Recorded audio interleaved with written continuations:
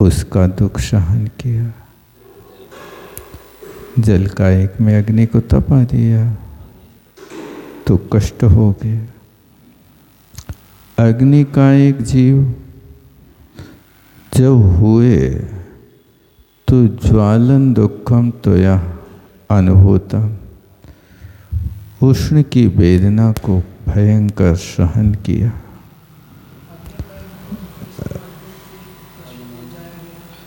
जलाया गया तो उनको जलन में पीड़ा तो होती है।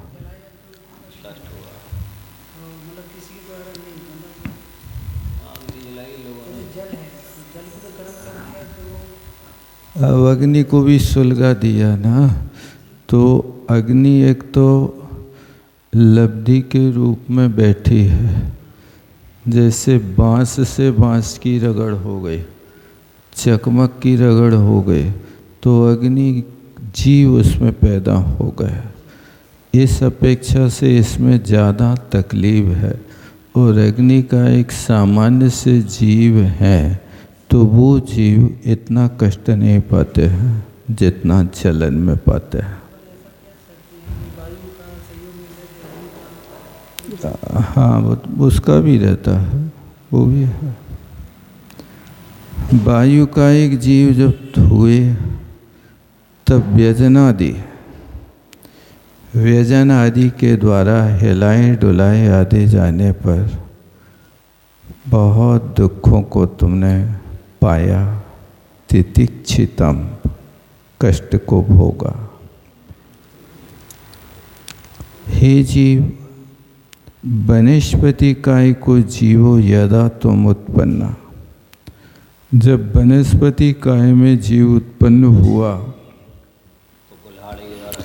तो विच्छेदनादि कुठारा देना, कर्तनम दुखम त्वया मृषितम, तो वहाँ पहला दुख तो डाल को अपने वृक्ष से काट दिया, इसका भी दुख है।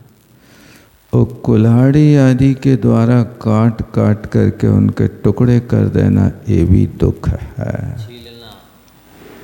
मृषितम, मृषितम,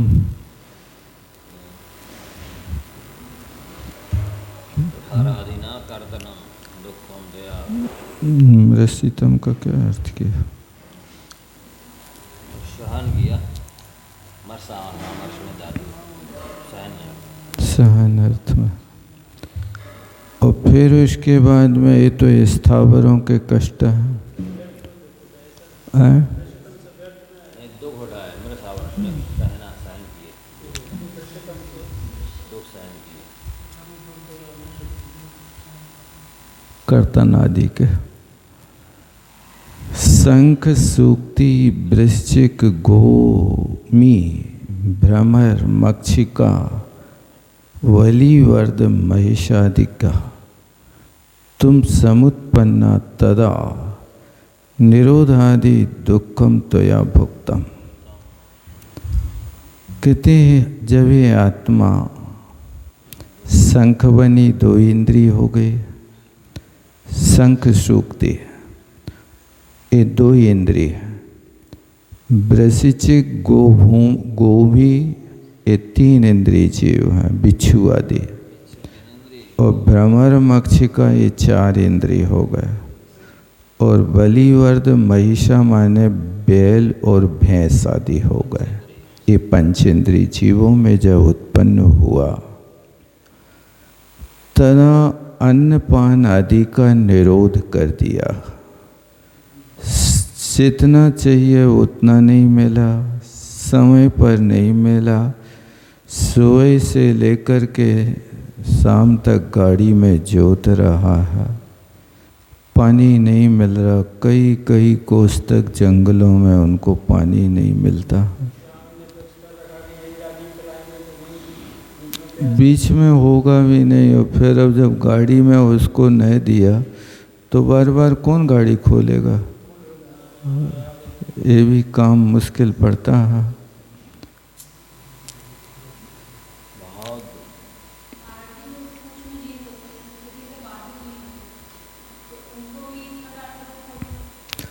जन्म मरण का दुख तो है ही सबको।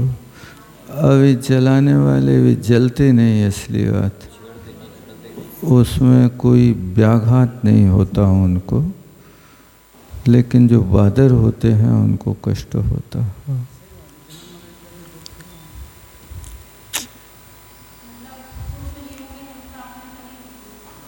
सूक्ष्म के लिए तो अपन भी नहीं रोक पाते हैं।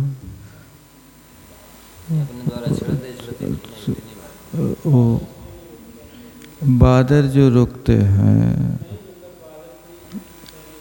बादरों का व्याघात होता है, सूक्ष्म का किसी तरह से व्याघात नहीं होता।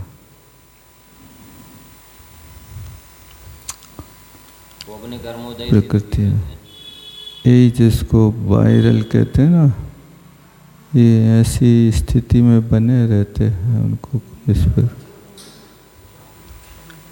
सूक्ष्म का एक जीव।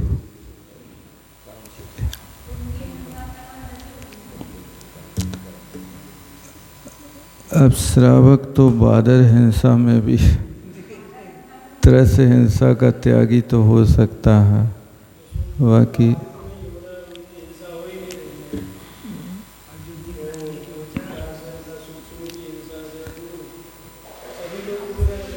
अब ऐसी कुछ चीज़ें अशक्य अनुष्ठान हैं। अब श्वासोच्छ्वास ले रहे हैं,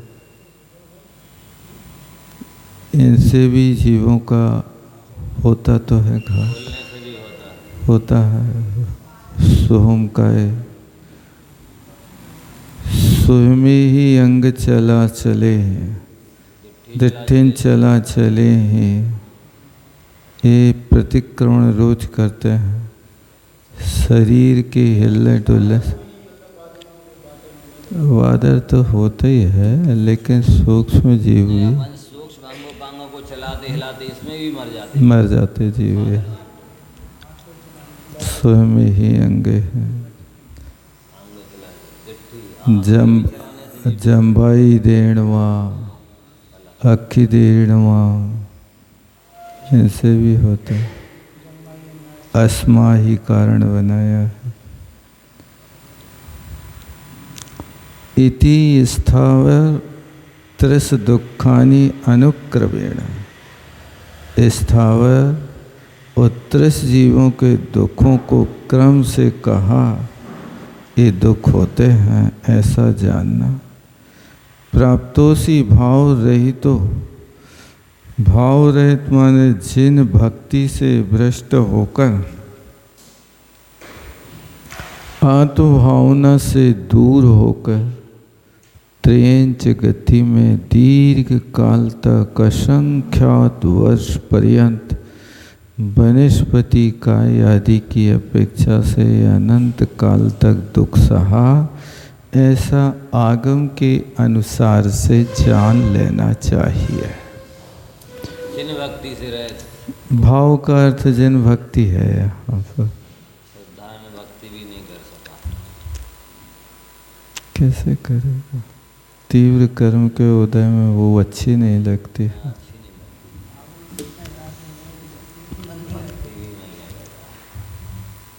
मंदिर में आते हैं तो मंदिर में भी भगवान नहीं देखते, भाव बिगाड़ लेते। क्या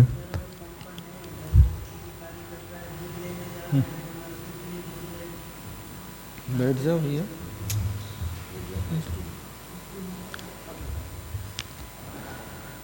आगंतुक मानसियम जंसारे रे चतारी, दुखाय मणि जमे पत्तो से अनंतयम का।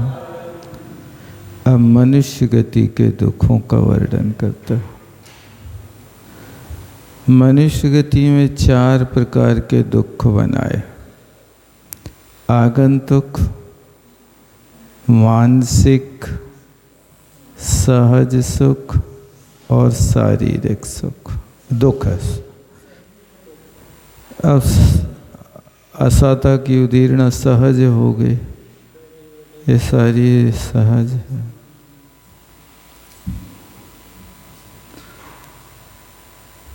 रोज उपाय कर रहे फिर भी रोग घेर रहे, करे उपाय देह का रोग दशा फैली, उसी में हमेशा लगे रहते हैं, फिर भी रोग कहाँ से आ जाता पता नहीं चलता। सावधानी बरते बरते ऐसे आगंतुक मानसिक सहज दुख और शारीरिक दुख, ये 4 प्रकार के दुख मनुष्य जन्म में अनंत काल तक प्राप्त करते रहे तुम। आचार्य महाराज ऐसे समझा रहे जैसे कोई व्यक्ति सामने बिल्कुल साक्षात बैठा हो। तुम शब्द का प्रयोग सामने वाले मध्यम पुरुष के व्यक्ति के साथ होता है और उत्तम पुरुष का प्रयोग अपने लिए होता है। पत्तों से प्राप्त किए हैं तुमने। आगंतुक दुख विद्युत पात आदि, अब बिजली पात हो जाए, भूकंप आ जाए, पर्वत खिसक जाए आदि आदि। अच्छे खासे काम कर रहे हैं सुरंगों में और वो सुरंग खिसक गई, मर गए हजारों लोग, तो ये भी दुख होता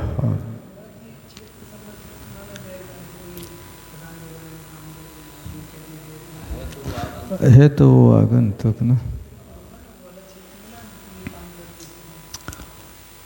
मानसिक दुख,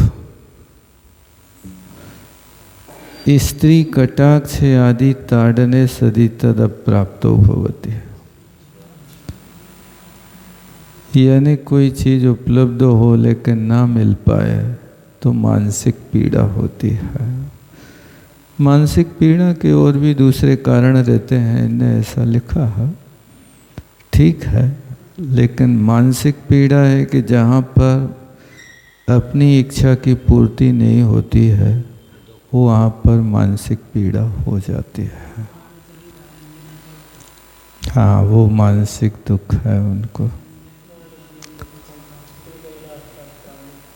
तथा चोक्तम संसारे नरकादिषु स्मृति पथे वेग कारण्यलम दुःखानि प्रतिसेवितानि भविता तान्येव मे वासिता तत्तावत्मस्मरे स्मरस्मेत् सिता पाङ्गैरनङ्गायुधै वामानां हिमदग्धमुग्धतरुवत् यत् प्राप्तवान् निर्धना। संसारे नरकादिषु स्मृति पथे उद्वेगकारिणी अलम, इस संसार में नरक आदि गतियों में जो दुख पाए हैं वे यदि स्मृति पटल पर आ जाए तो रोंगटे खड़े हो जाए। ऐसी चीजें देखने के लिए अवधि ज्ञान हो गए तो फिर व्यक्ति के लिए पापों से विरक्ति हो जाए। अपने पास कोई ज्ञान भूत भविष्य को जानने वाला नहीं है, प्रत्यक्ष नहीं है। भूत भविष्य में अपन मतिश्रुत ज्ञान से जानते तो हैं, लेकिन वो साक्षात नहीं होने के कारण उतना वैराग्य नहीं हो पाता।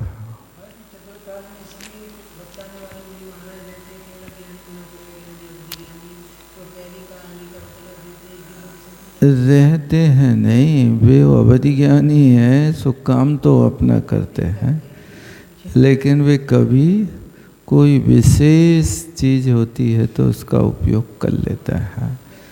अवधि ज्ञानी मुनि महाराज, मना परे ज्ञानी मुनि महाराज अपने अवधि ज्ञान का प्रयोग मोबाइल जैसा नहीं करते कि हमेशा लगाते ही रहें।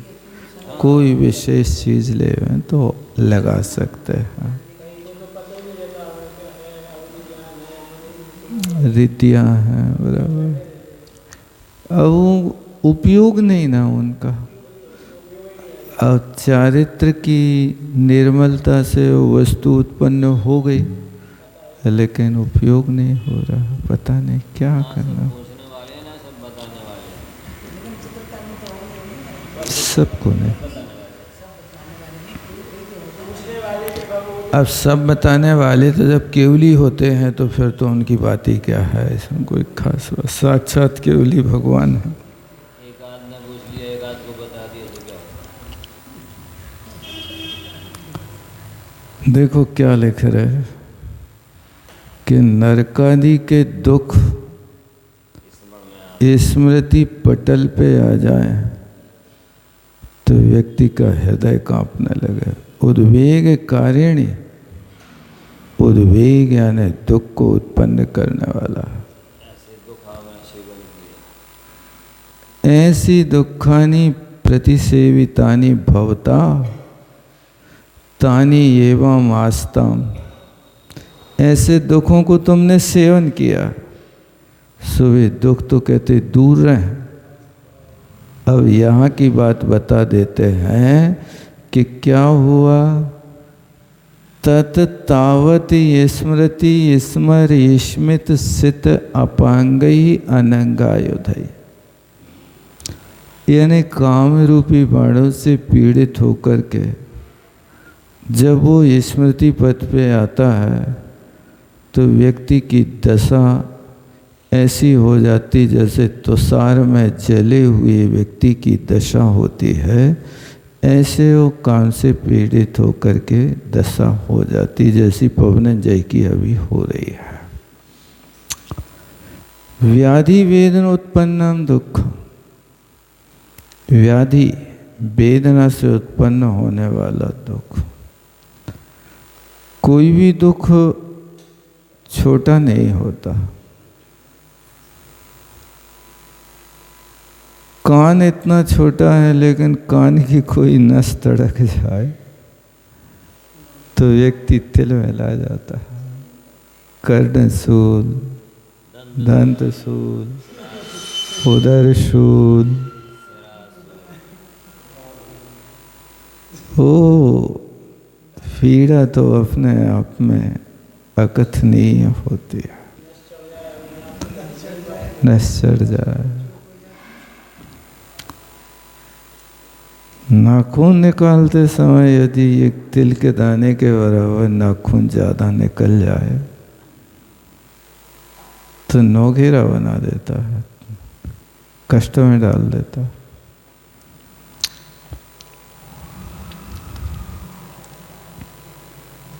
लेकिन कुछ सहिष्णु होते हैं कि जब दुख का आगंतुक कोई कष्ट आता है तो उसको झेल लेते हैं। एक 13 साल के बच्चे के सामने तेंदुआ आ गया, तेंदुआ, और उस बच्चे ने 13 साल के बच्चे ने उसका सामना किया, वो पछाड़ दिया। देखो आप ये चीज, 13 साल कितना पावर था उसका, तेंदुए से लड़।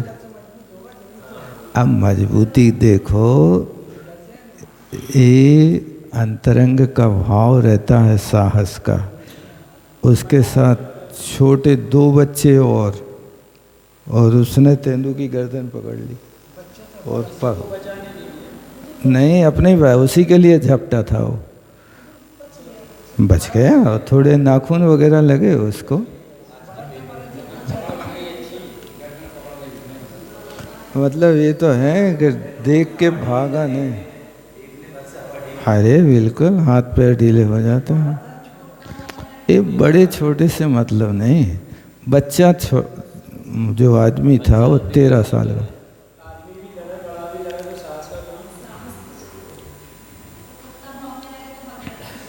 कुत्ता चूहा से भयभीत हो जाते हैं।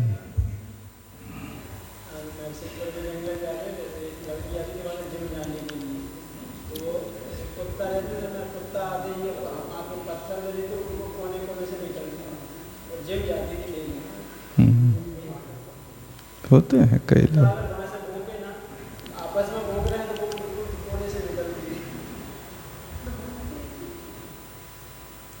होता है। शारीरियम छेदन वेदनादिकम दुखम चकार, कहते हैं शारीरिक छेदन का, भेदन का और आदि अनेक प्रकार के दुख से चकार से उक्त समुच्चयार्थ और भी इसके अलावा अर्थ ग्रहण करना। खलजन उक्त मिथ्या वचन श्रवणे, दुष्टों के द्वारा कहे हुए मिथ्या कठोर शब्द के सुनने पर जो दुख होता है, तत् कहना भी सोडुम ना सकता। उनको सहन करने के लिए कोई समर्थ नहीं होता। तदुक्तम रुद्रटेन महाकविना, जैसे कि यहाँ रुद्रट महाकवि ने कहा, सल्लमपि स्खलदन्तः सोढुं शक्येत हलाहलदिग्धम् घोरेण पुनरकारणको खलालीक दुर्वचन। कहते हैं धीर धीर पुरुषों के द्वारा संयमयति स्खलत अंतः, भीतर लगी हुई सल्ल से भी वे दुखी होता है। और वो सल्ल कैसी हो, जिसमें हाला हल जहर लपेट दिया हो।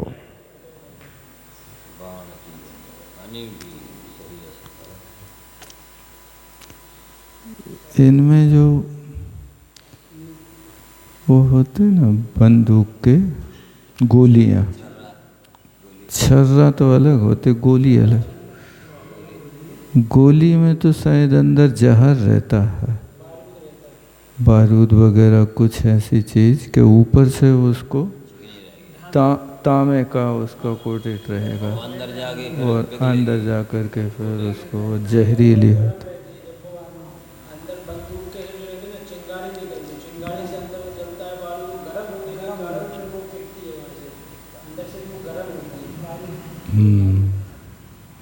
यही चीज है।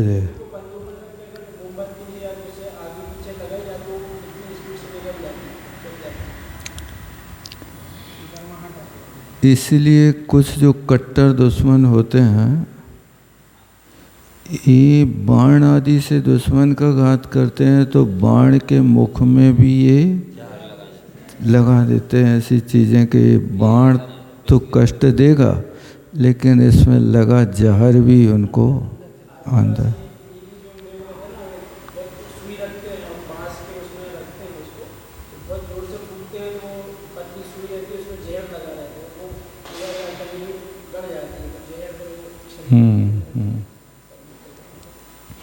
ऐसी जहरीली चीजें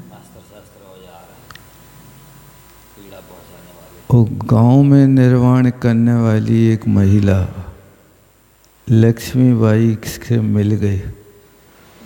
तो लक्ष्मीबाई के लिए वो बना बना के देती थी बारूद के गोले।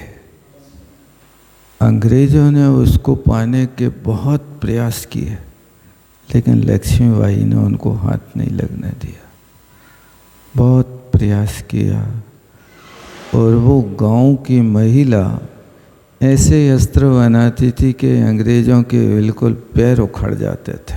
ऐसे भयंकर, माने कोई भी अस्त्र उसका निष्फल नहीं जाता था, ऐसा भयंकर काम करते थे। जो देसी व्यवस्थाएं होती हैं, ये हाला हल दिग्ध विषसे लिप्त शल्य, माने बाण या कोई भी सलाका वगैरह।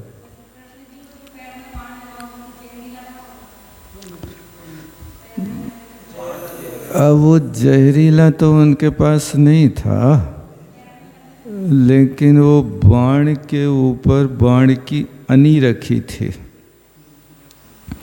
जो अनी इतनी पैनी थी कि वो ब्लेड की तरह शरीर में कष्ट पैदा, क्योंकि उन्हें बाण घिस घिस करके सरयू में बहा दिया था ना, तो छोटी सी मसूर के दाने के बराबर अनी खिसक गई थी हाथ से। उसी को मछली ने खा लिया और वो ही मछली जरद कुंवर के पकड़ने में आ गई। उसको फाड़ के देखा तो मोती की तरह बहुत सुंदर लगी और उसके बाण के अग्रभाग में, और वो ही बाण फिर जाकर के लक्ष्मण ने कृष्ण को चलाया। और जो भगवान ने कहा था कि इस बाण से मौत होगी, तो बाण तो नहीं लेकिन बाण की कणिका वो ही घूम फिर करके दुनिया में आ गई। जिस बाण से कहा था भगवान ने, उस बाण को तो उसने घिस दिया, लेकिन वो कणिका रही, उसको लगा लिया। भगवान की वाणी को कोई झूठा नहीं कर सकता।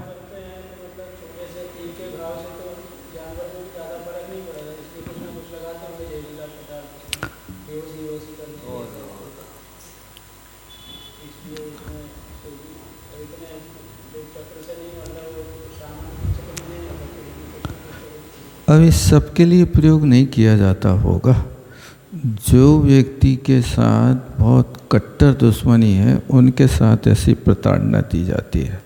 हर किसी के साथ निरपराध पशुओं के लिए तो राजाओं का मारने का लक्ष्य नहीं रहता है। इनको शिकार खेलने का अभिप्राय है कि अपनी शक्ति को आजमाता है कि हमारे पास शक्ति है कि छीन होगा। घायल लक्ष्य मारने का, बस निशाना साधना उनको एक है।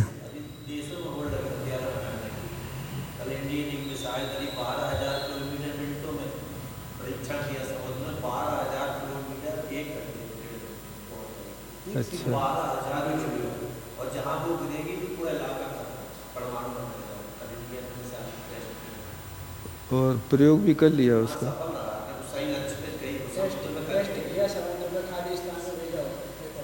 अच्छा,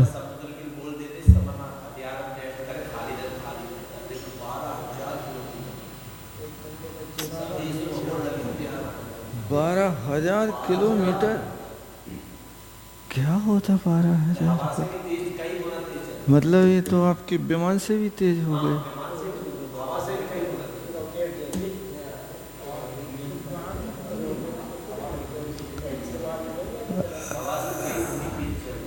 भारत से अमेरिका कितने किलोमीटर दूर है?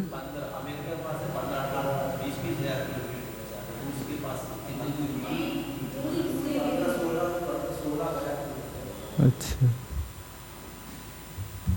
24 घंटे तो लगते हैं भारत से वहाँ जाना।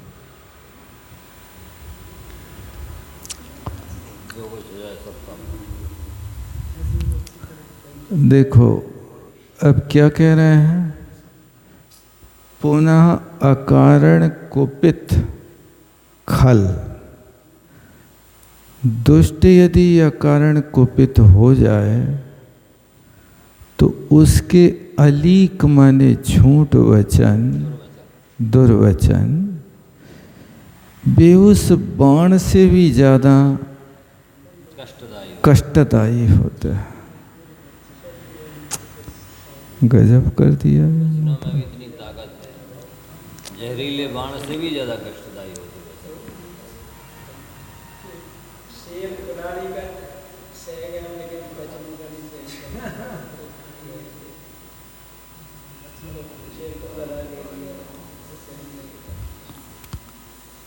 इसलिए वचन के हाथ पांव नहीं होते, लेकिन गहरा जख्म करता है। बहुत कठिन है।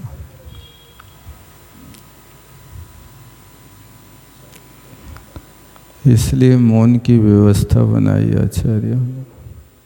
मौन रहता कौन?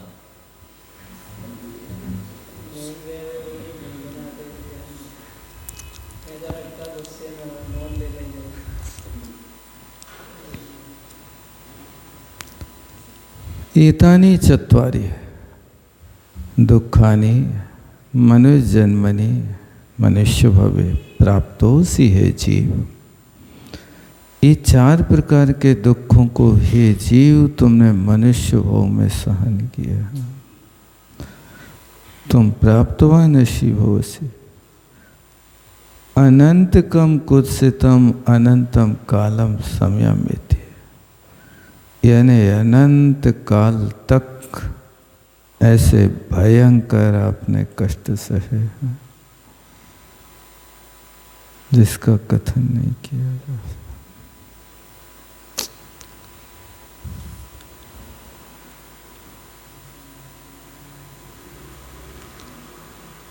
कष्ट को मिटाने के लिए भी तो बुद्धि होना चाहिए।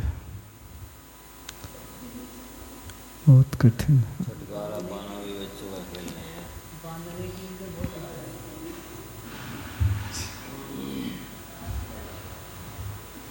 है। इसलिए लिखा है किसी ने, बोलने की अपेक्षा मौन बेहतर है, क्योंकि लोग शब्दों से रूठते बहुत हैं। जितने भी झगड़े होते हैं शब्दों ही से होते हैं।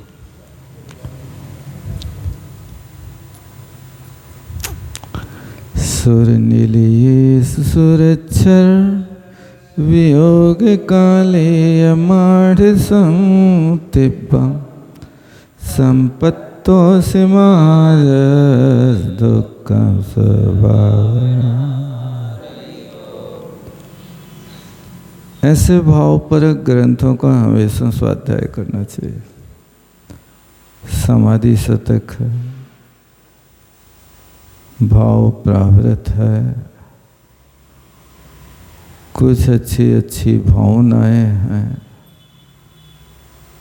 जो व्यक्ति के लिए हमेशा वैराग्यप्रद होते हैं। देखो क्या कह रहे हैं। हे महाजस,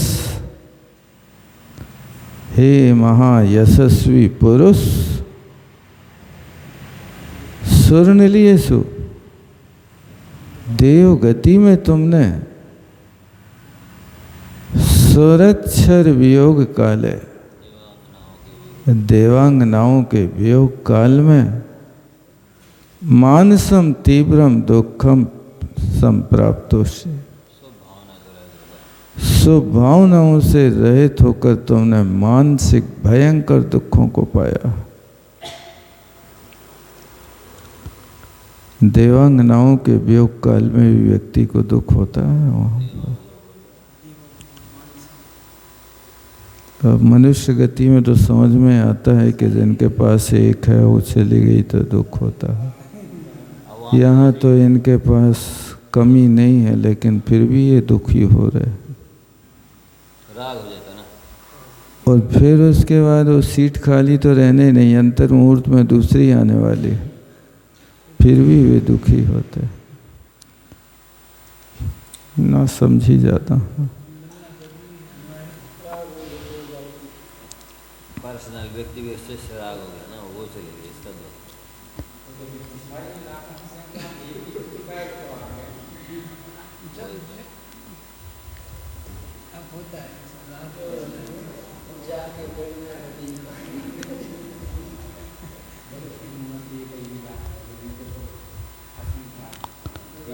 सबने ऐसा किया है,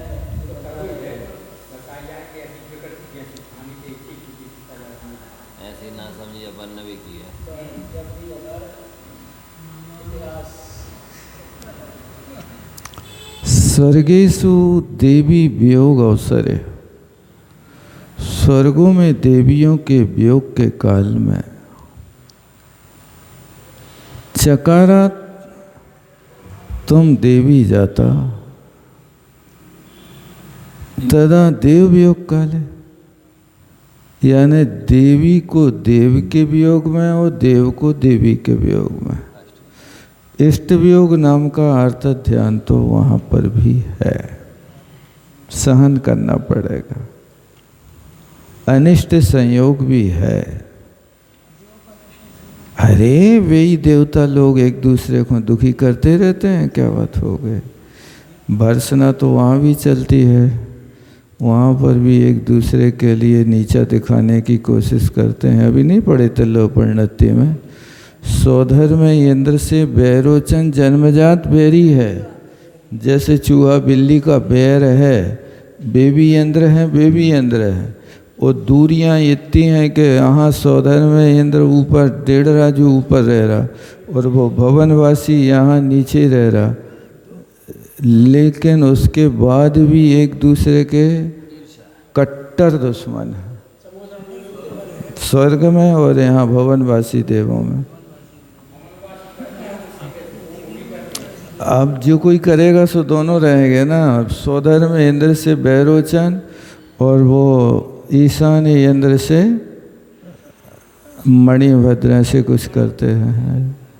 ये सब इंद्र हैं लेकिन एक दूसरे से बहुत बैर रखते हैं। चमर और बैरोचन, चमर बैरोचन, बैरोचन चमरे। लेकिन आपस में देवियों में होगा बैर, देवियों में आपस में। अब देवियों में तो नीतिकारों ने तो ये लिखा है, स्वभाव था इथी ईर्षालु होते। स्वभाव से स्त्री में ईर्षा भाव होता ही है, ये प्रकृति है। कुंद कुंद स्वामी ने भी प्रवचन सार की 45 नंबर की गाथा में कहा, माया चारों पे इथी, इस स्वभाव से उनके पास होता है। इसलिए उस पर्यायगत गुण धर्म तो सर्वत्र पाया जाता है ही। वो तो पर्यायगत दोष, मतलब उस वेद की व्यवस्था ही है। दोषों की प्रचुरता,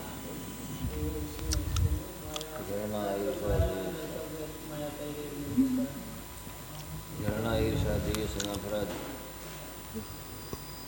व्यक्ति सोचे भी कि हम अच्छा करें, लेकिन वो बरगड़ाएँ ऐसी हैं कि उन बरगड़ाओं के उदय में व्यक्ति कर नहीं पाता है, अपने आप माइंड फिर जाता है। ये होता है। इंद्र विभूतिम दृष्टवा, इंद्र की विभूति को देख करके मानसम मनसी भवम दुखम तम प्राप्त। पेज पलट गया। सामान्य देखा वो इंद्र की विभूति देख करके अब मानसिक दुख हुआ।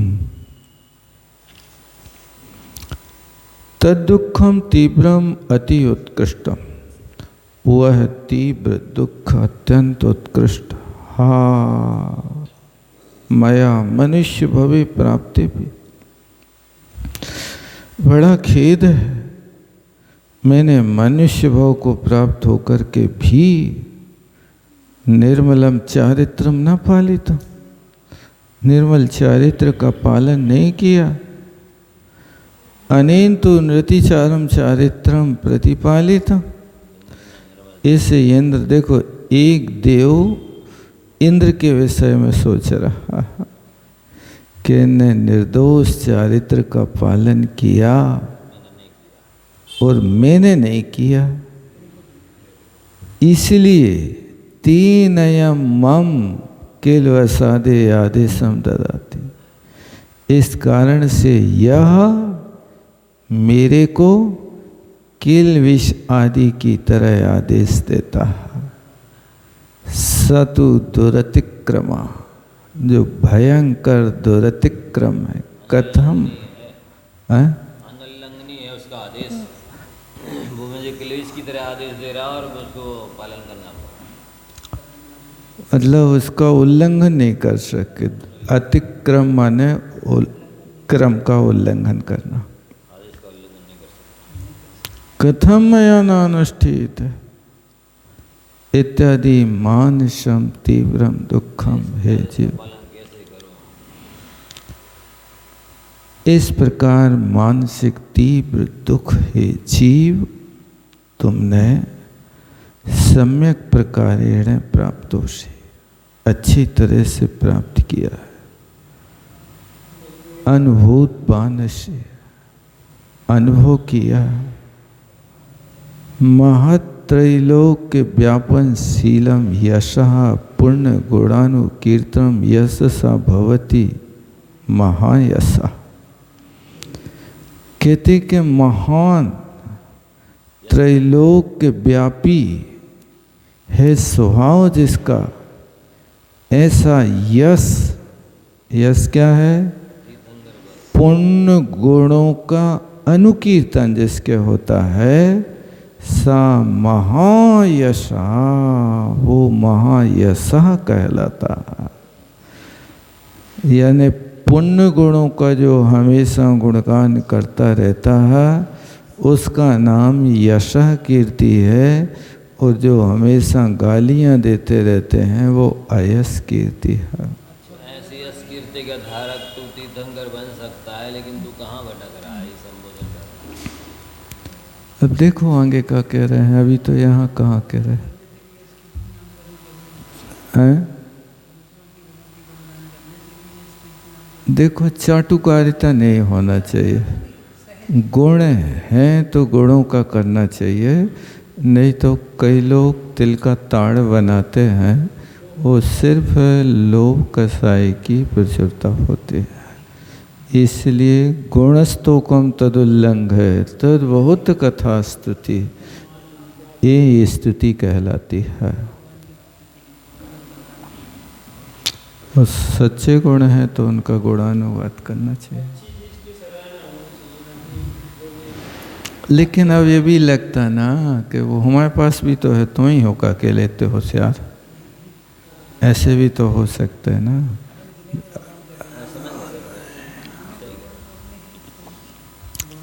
अकेले जिनेंद्र भगवान नहीं, जहाँ गुण है वहाँ होना चाहिए। जिनेंद्र भगवान के गुणानुवर्ती को उनको भक्ति कहते हैं, उनके लिए ऐसा कीर्ति नहीं कहा जाता है। उनके गुणानुवाद करोगे उसको भक्ति कहेंगे, स्तुति कहेंगे, वंदना कहेंगे। और इसके अलावा जो गुणी जन हैं उनके लिए यहाँ महायश कहेंगे। यशा कीर्ति नाम कर्म का उदय। लेकिन अब जहाँ पर लोगों के पास क्षमता नहीं होती है, वे भगवान को भी भला बुरा कह देते हैं। भगवान हमारी बिल्कुल नहीं सुन रहा, क्या करोगे? कई लोग आ रहे, महाराज 12 साल से शांति विधान कर रहे हैं, लेकिन अभी हमारी हालत नहीं सुधरी है। ऐसा लोग, अब महाराज आप बताओ क्या करें? अब हम कहा बताएं कि अब कौन सा विधान करो कि तुम्हारी हालत सुधरे? भगवान बदलना, विधान बदलो, भाव बदलो।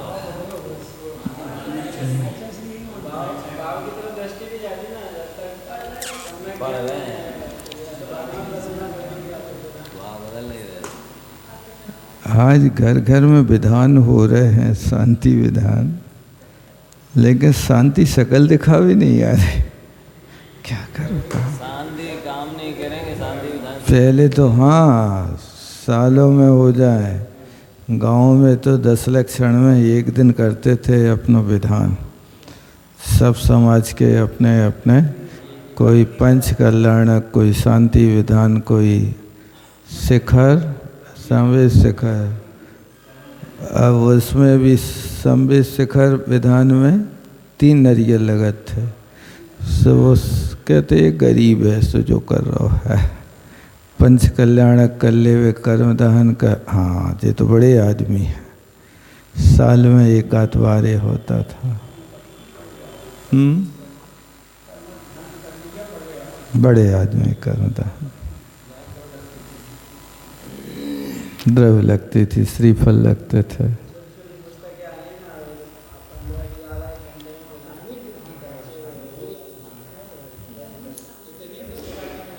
विधान करते हैं लेकिन शांति के काम नहीं करते, नहीं कर रहे हैं। हर घर के लड़का बच्चा नौकरी करने लगे, अब क्या है, शांति विधान कोई तो फल है।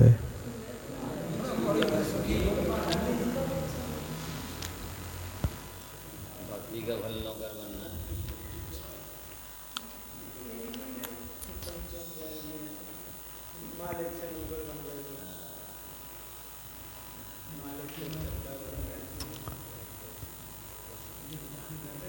लेकिन आज के समय में उस नौकरी को पुण्यवान के गुण गाए जाते हैं। वो नौकरी जो होती है वो जिंदगी भर का ठेका ले लेती है। तुम बुढ़ापे में नहीं भी कमाओगे तो भी तुम्हारे घर में आएगा, उसमें पेंशन मिलते हैं। अब सरकारी जो प्राइवेट हैं वे इतना दे देते कि उनको ज़रूरत ही नहीं पड़ती ना। अब वे काटें ना भी तो भी अब आपको देखो 1.5-2 करोड़ का पैकेज तो दे रहे हैं, प्राइवेट वाले ही तो दे रहे हैं। इतना विशाल इतना दे रहे, 2-2 करोड़ रुपए का पैकेज दे रहे हैं साल भर में। तुम 10 साल कर लो, ज़िंदगी भर पड़े पड़े खाओगे। क्या करना, कितना खर्च करोगे हैं? हाँ, खर्च करता है व्यक्ति। निचोड़ लेते हैं, इतना काम ले लेते हैं, सब आगे आगे सब चीज़ ये घर में लैपटॉप दे देते, घर में यहाँ भी करो, जाकर घर में भी करो, बार-बार